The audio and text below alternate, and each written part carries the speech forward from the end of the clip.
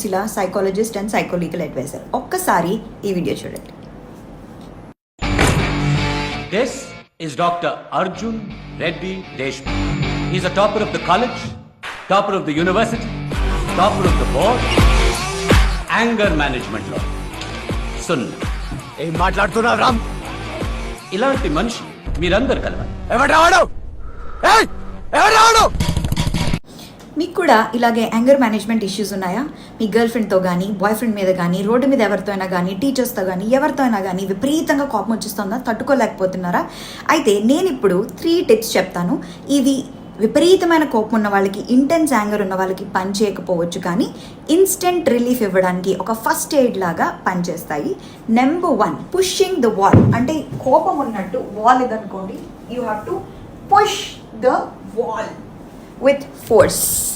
Number 2, twisting the towel. ఇది ఒక towel